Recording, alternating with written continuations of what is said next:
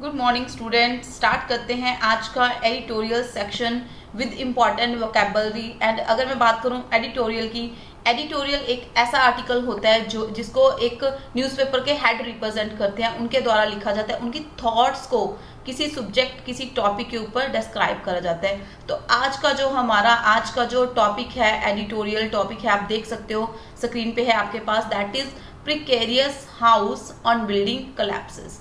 Precarious, first of all हमें इन words के मीनिंग पता होने बहुत ज़रूरी है। That is precarious house. What is the meaning of precarious? Precarious का मतलब होता है अनसर्टेन, अनस्टेबल, जो कि हम फर्दर वोकैबुलरी में करने जा रहे हैं। इनके important meanings on building collapse. Collapse का मतलब गिर जाना, टूट जाना, राइट। तो ये सारा एडिटोरियल टॉपिक है, किसके ऊपर है? ये कोलैप्स के ऊपर है, बिल्डिंग के कोलैप्स के ऊपर है। चलो तो डिस्कस करते हैं इसके बारे में थोड़ा हम डिटेल में। भिवंडी अ सब urban town in the Mumbai metropolitan region. Bhiwandi करके एक जो क्या है, सब अर्बन टाउन है। कहाँ पे है टाउन? ये मुंबई के रीजन में है। सब अर्बन का मतलब होता है ठीक ठाक सा, मतलब बहुत ज़्यादा फेमस नहीं बोल सकते हम लोग, ठीक ठाक सा एक टाउन है मुंबई के मेट्रोपॉलिटन रीजन में। हैज़ विटनेस्ड, हैज़ विटनेस मतलब उसने देखा है क्या?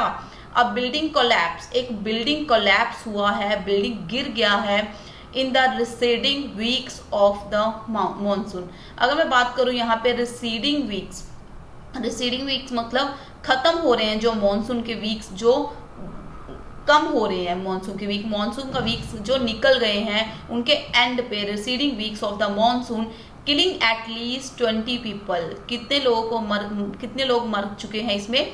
20 पीपल एटलीस्ट मर चुके हैं इसमें, including minors. What is the meaning of minors? Minors मतलब छोटे बच्चे।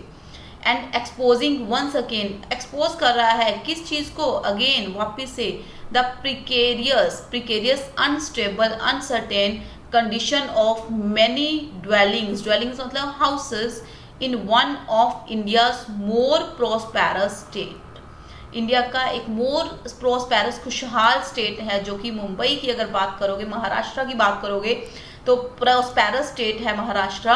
तो उसके रीजन में वहां पे आप देख सकते हो एक्सपोज करता है इनकी कंडीशन को, प्रिकेरियस कंडीशन को, राइट। तो ये आर्टिकल इसके रिलेटेड है। तो फर्दर हम चलते हैं इसके इंपॉर्टेंट वर्ड्स की ओर, जो कि आज हम डिस्कस करते हैं कि इस एडिटोरियल में कितने वोकैबुलरी के वर्ड्स हमारे लिए इंपॉर्टेंट हो सकते हैं। And if you are preparing for RRB mains and if you are preparing for IBPS clerk PO, तो इंग्लिश होने वाला है, बिकॉज उसमें ये एडिटोरियल वोकैब हमें यूज़ करने को मिलेगा। अगर कॉम्प्रीहेंशन की बात करोगे तो वहाँ पे भी ये यूज़ करने को आपको मिल सकता है। तो चलो चलते हैं हमारे फर्स्ट वर्ड की ओर, that is receding. What is the meaning of receding? Receding मतलब किसी चीज़ का डिक्रीज हो जाना, कम हो जाना, रिड्यूस हो जाना, ड्विंडलिंग बोला जाता है इसको, ड्विंडलिंग। और अगर मैं बात करूं यहाँ पे रिसीडिंग वर्ड की, तो रिसीडिंग वर्ड यहाँ पे किस चीज का काम कर रहा है? जब हम कहते हैं कि वर्ब प्लस ING, यहाँ पे हमने एडिटोरियल में भी पढ़ा था रिसीडिंग वीक्स, वीक्स नाउन है, तो रिसीडिंग यहाँ पे किसका काम कर रहा है? एडजेक्टिव का काम कर रहा है। इस यहाँ पे किस चीज का काम कर रहा है? दैट इज एडजेक्टिव का काम कर रहा है, राइट। बिकॉज जो वर्ब प्लस ING है, जब वर्ब से हटके कोई काम करता है तो वो किसका काम करने लगता है? एडजेक्टिव का काम करने लगता है। तो यहाँ पे किसका काम कर रहा है? एडजेक्टिव का काम कर रहा है। रिसीडिंग वीक्स की बात कर रहे हैं, जो वीक्स क्या हो रहे हैं? कम हो रहे हैं, मॉनसून के वीक्स जो कम हो रहे थे। हमें अभी देखा था यहाँ पे रिसीडिंग वर्ड दिया हुआ था, राइट। तो इसका इंपॉर्टेंट वर्ड है जो ड्विंडलिंग, इसको आप थोड़ा सर्कल कर लो, बिकॉज ड्विंडल वर्ड काफ़ी यूज होता है, राइट। चलो नेक्स्ट चलते हैं हमारे सेकेंड वर्ड की ओर, दैट इज प्रिकेरियस। प्रिकेरियस, अब पहले देखें कौन सा पार्ट ऑफ स्पीच है। अगर मैं बात करूं, जो वर्ड्स एंड होते हैं OUS के साथ, OUS के साथ वर्ड्स एंड होने वाले क्या होते हैं? तो वो सभी के सभी हमारे वर्ड्स क्या बन जाते हैं? एडजेक्टिव्स बन जाते हैं, राइट।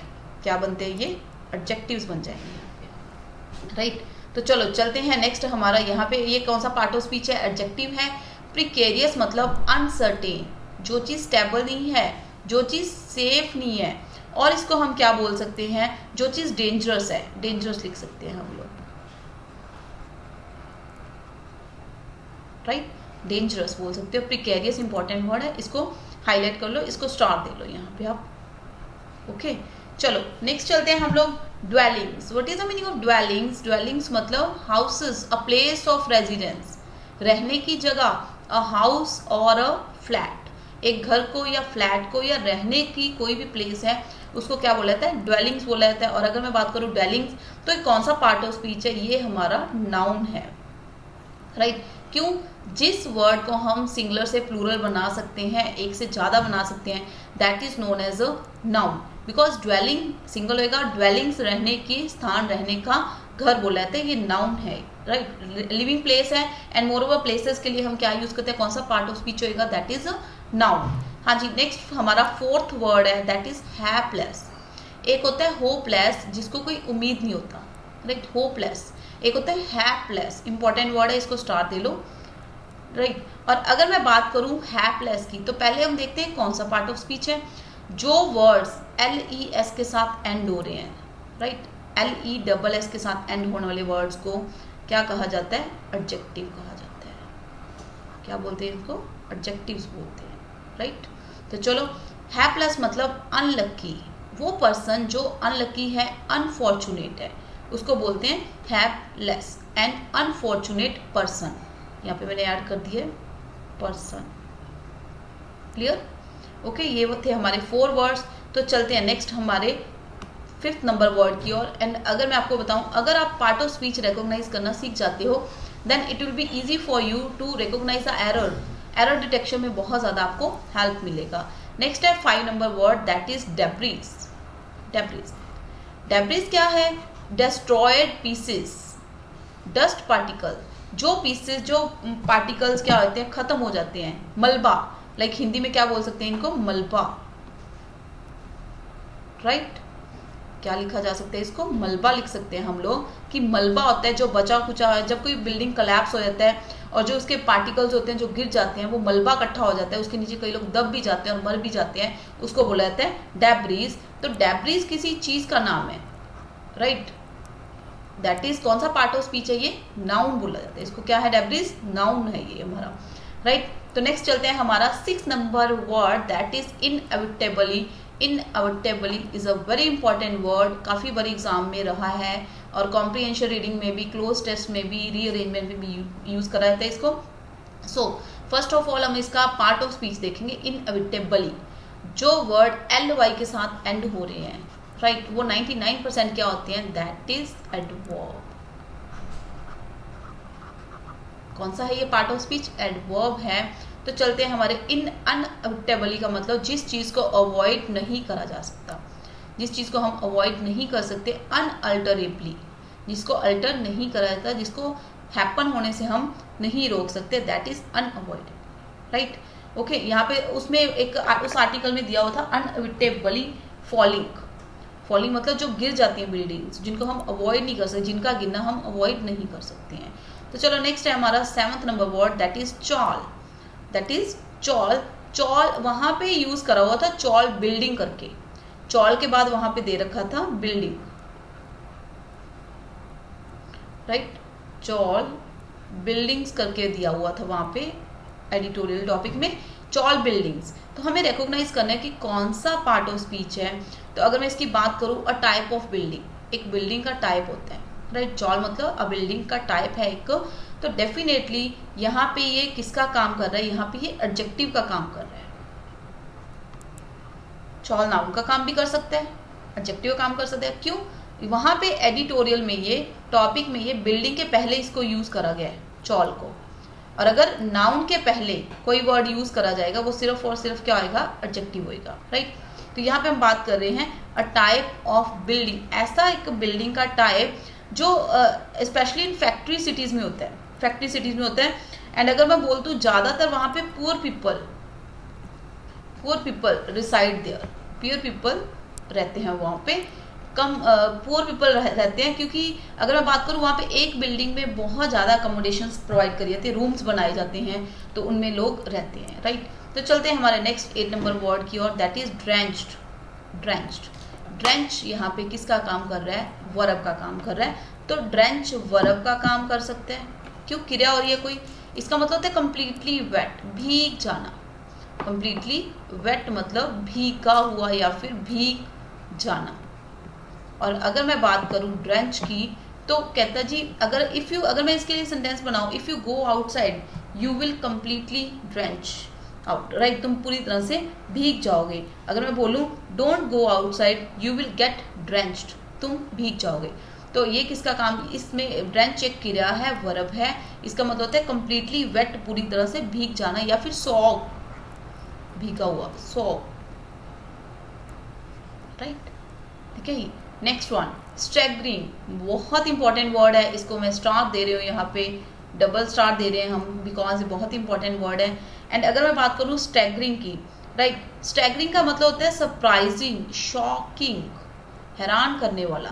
तो स्टैगरिंग वर्ड आईएनजी वाले वर्ड जरूरी नहीं कि वर्ब का काम करते हैं, जब ये बेसिक वर्ड से हटके किसी चीज़ का काम करते हैं तो इनको बोला जाता है एडजेक्टिव।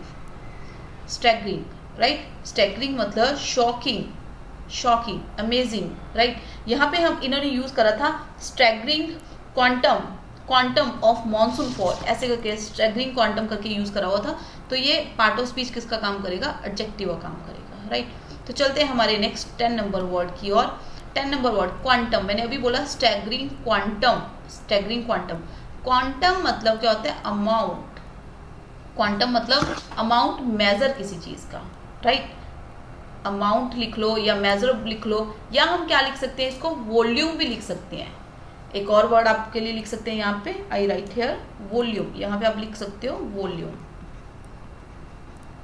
किसी चीज का क्वांटिटी, कि कोई चीज कितना है, कितना है, कितनी उसकी यूज में आ रहा है, कितना हम यूज कर रहे हैं उसको, राइट, उसको यूज करा जाता है। तो ये कौन सा पार्ट ऑफ स्पीच है, किसी चीज का अमाउंट की बात करोगे तो ये कौन सा पार्ट ऑफ स्पीच है, ये नाउन है। क्वांटम मतलब नाउन है ये, राइट, हाँ जी, क्योंकि स्टैगरिंग इससे पहले आर्टिकल में यूज करा हो, तो स्टैगरिंग एडजेक्टिव है, क्वांटम नाउन है। Next 11 number word that is फ्लिम्सी।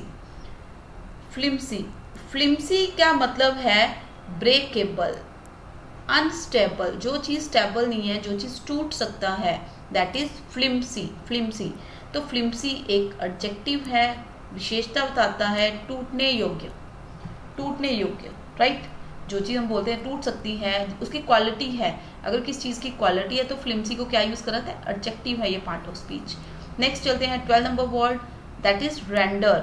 Render, render यहाँ पे वर्ब का काम कर रहा है, क्यों, टू गिव हेल्प। रेंडर का मतलब सपोर्ट करना, किसी को हेल्प प्रोवाइड करना, किसी चीज को किसी चीज का सप्लाई कर देना, right, to render a service, ऐसे भी बोल सकते हैं, to render a service, to render a service, service provide करना किसी को, राइट। तो रेंडर किसका काम करता है, कौन सा पार्ट ऑफ स्पीच, वर्ब है ये, राइट, क्योंकि एक्टिविटी है, कोई एक्शन है। जब हम एक्शन वर्ड्स की बात करेंगे, एक्शन की बात करेंगे, तो जो एक्शन वर्ड्स होते हैं उनको हम क्या बोलते हैं, उनको वर्ब बोला जाता है, doing words, right. Action words को क्या बोला जाता है, वर्ब बोला जाता है। नेक्स्ट फिजिबल, फिजिबल, अब देखते हैं ये कौन सा पार्ट ऑफ स्पीच है। यहाँ पे फिजिबल हमारा एडजेक्टिव है, क्यों, जो वर्ड्स IBL के साथ एंड होते हैं दोज आर एडजेक्टिव। कौन सा पार्ट ऑफ स्पीच है ये, एडजेक्टिव, एडजेक्टिव काम कर रहा है यहाँ पे ये। तो फिजिबल जो चीज़ प्रैक्टिकेबल है, जो चीज़ हो सकती है, पॉसिबल है, प्रैक्टिकल है।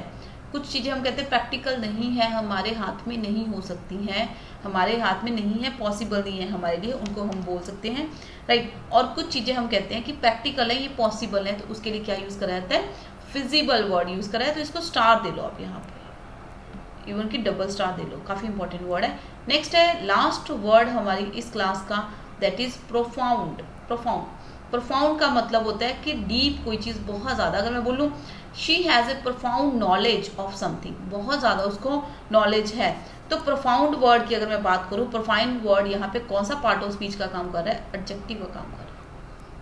प्रोफाउंड नॉलेज, बहुत सारा गहरा नॉलेज। जब नाउन के लिए एक स्टेप आगे बताओगे वो वर्ड क्या बन जाता है, एडजेक्टिव बन जाता है। तो प्रोफाउंड क्या है यहाँ पे, adjective, thoughtful, deep, great, clear, thoughtful, deep, great. अगर मैं बोलूँ she is profound, she has a profound knowledge, profound knowledge, तो डेफिनेटली क्या हो जाएगा, राइट है ये। नॉलेज वर्ड क्या बन गया, नाउन, एंड परफॉर्म किसका काम करेगा, कौन सा पार्ट ऑफ स्पीच बनेगा, एडजेक्टिव पार्ट ऑफ स्पीच बन जाएगा। Is it clear? तो ये थे हमारे एडिटोरियल 23 ऑफ सितंबर का वो कैब, जो कि हमारे आने वाले अपकमिंग कोई भी एग्जाम है उसके लिए बहुत ज़्यादा इंपॉर्टेंट हो सकता है। तो हम बात करेंगे इस सेशन में हम इतना ही करने वाले हैं। नेक्स्ट हम बात करेंगे, नेक्स्ट मिलते हैं हम नेक्स्ट एडिटोरियल कैब के साथ, जो कि होगा 24 का हमारा, और ये क्लास आपका रहेगा sharp 10:30 daily, right? Okay guys, bye bye, take care.